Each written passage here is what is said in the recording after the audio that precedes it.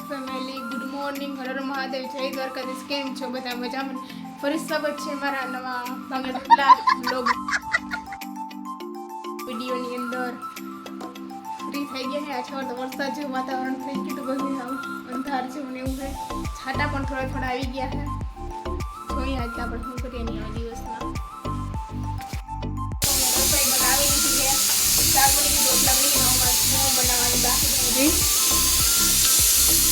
रोटला बनी गया है, शाक बने हैं, सेव बनाने बाकी है. हेलो बताइए नींबू शरबत पीवा.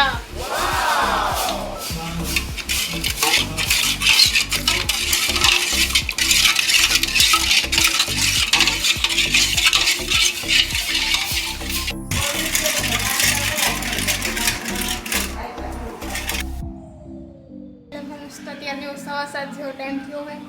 આજુબાજુ ધજાના દર્શન કરાવી દો અહીંયાથી મહાદેવના.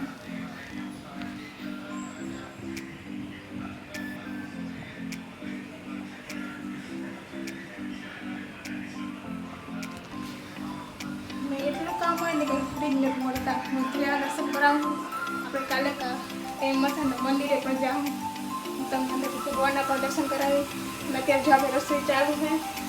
ખીચડી બની રહી, શાક બની ગયું અને દૂધ ગરમ થાય છે.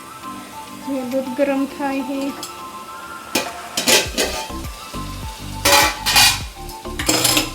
इधर पे शाक बनी गયું है. टमाटरનું ખીચડી પણ બની ગઈ છે.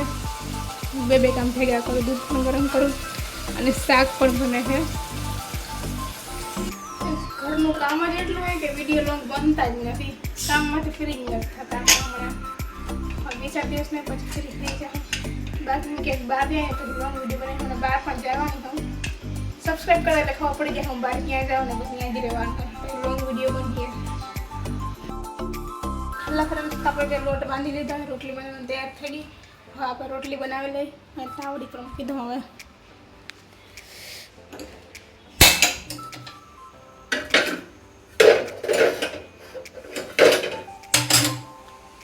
હવે આપણે પ્લેટફોર્મ ઉપર બેસીને રોટલી બનાવી લઈ.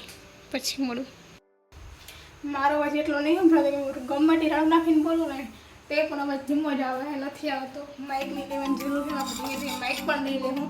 કોમેન્ટ પણ એક હતી કે માઇક લઈ લે. હવે માઇક લઈ લે હું આપણે ધીમે ધીમે. હવે મારો અવાજ જ એવો હોય કે હું રાડું નાખીને બોલું તોય નથી આવતો. અવાજ જ એવો હોય એટલે.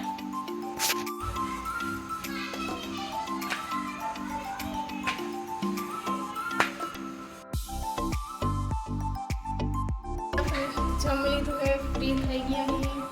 બસ હું એડિટિંગનું કામ કરશો અને પછી સુઈ જશો. તમને આજનો આ વિડીયો કેવો લાગે લાઈક, શેર, સબસ્ક્રાઈબ અને કોમેન્ટ કરવાનું ભૂલતા નહીં. કાલે આપણે મળીશું નવા બ્લોગ વિડીયો. ત્યાં બધાની બાય બાય.